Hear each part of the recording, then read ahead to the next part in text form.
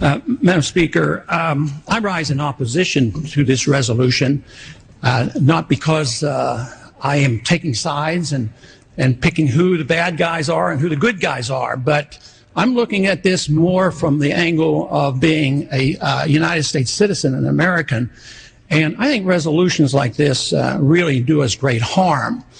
In many ways, what's happening in the Middle East, and in particular with Gaza right now, we have some moral responsibility for both sides in a way, because we provide help and funding for both Arab nations and Israel.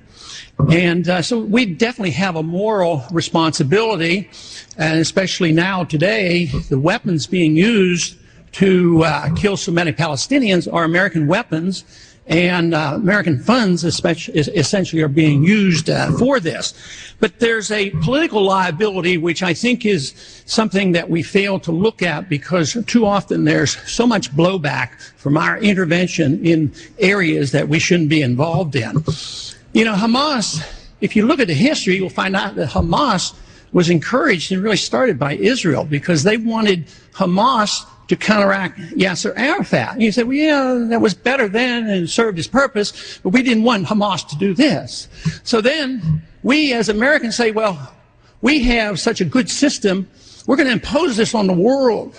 We're going to invade Iraq and teach people how to be Democrats. We want free elections. So we encourage the Palestinians to have a free election. They do, and they elect Hamas. So we first indirectly and directly through Israel help establish Hamas. Then we have election. Then Hamas becomes dominant, so we have to kill them. You know, it just doesn't make sense. During the 80s, you know, we were allied with Osama bin Laden. And we were contending with the Soviets. It was at that time our CIA thought it was good if we radicalized the Muslim world. So we financed the madrasa schools to radicalize the Muslims in order to compete with the Soviets. There's too much blowback. There's a lot of reasons why we should oppose this resolution. It is not in the interest of the United States. It's not in the interest of Israel either.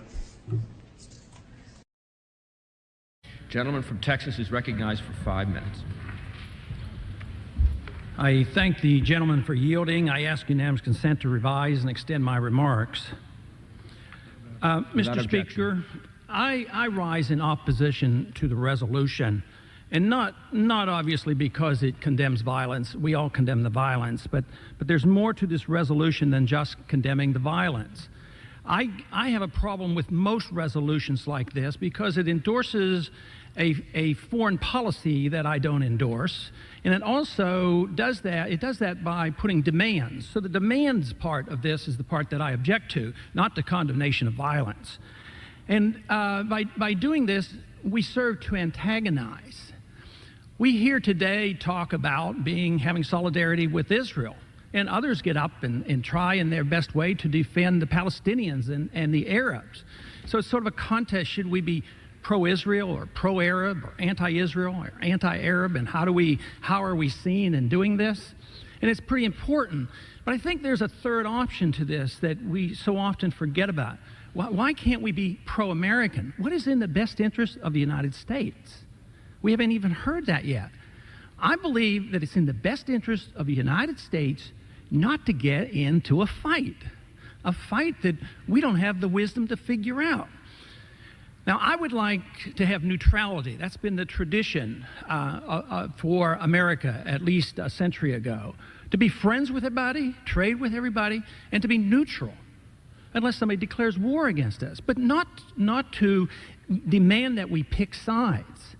And yet, this is what we're doing. And I think our perceptions are so bad, because it's not intended that we make the problem worse. Obviously, the authors of the resolution, they don't want to make the problem worse, but you have to realize perceptions are pretty important. So the perceptions are, yes, we have solidarity. What is the opposite of solidarity? It's hostility. So if you have solidarity with Israel, then you have hostility to the others.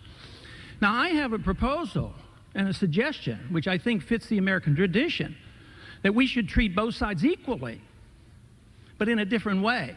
Today, we treat both sides equally by giving both sides money and telling them what to do. Not $1 million here or there, not $100 million here or there, but tens of billions of dollars over decades, always trying to buy peace. And my argument is that it generally doesn't work, that there are unintended consequences. These things backfire. They come back to haunt us.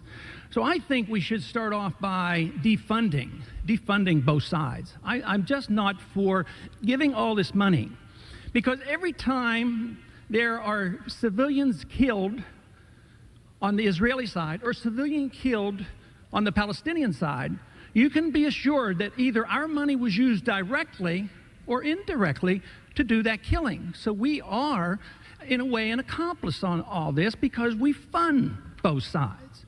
So I would argue to consider neutrality, to consider friendship with both sides, and not to pretend that we are all so wise that we know exactly with whom to have solidarity with. I think that's basically our problem.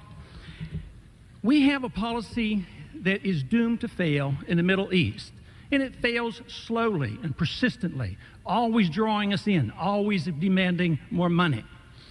With the Arabs, we can't tell the Arabs to get lost. The Arabs are important. They have a lot of oil over there.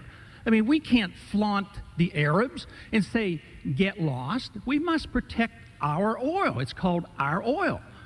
And at the same time, there's a strong constituency for never offending Israel. I think that you can't buy peace under those circumstances. I think that we can contribute to being more neutral.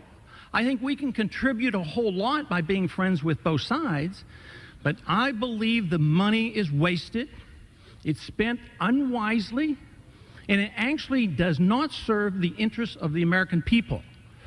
First, it costs us money. That means that we have to take this money from the American taxpayer. And second, it doesn't achieve the peace that we all hope to have. So therefore, the policy of foreign non-intervention, where the United States is not the bully and doesn't come in and tell everybody exactly what to do and put these demands on. If we didn't do that, yes, we could have some moral authority to condemn violence, but should we not condemn violence equally? Could it be true that only innocent civilians have died on one side and not the other? I don't believe that to be true.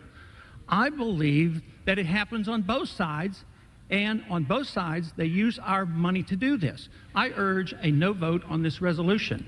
Gentleman's time has expired.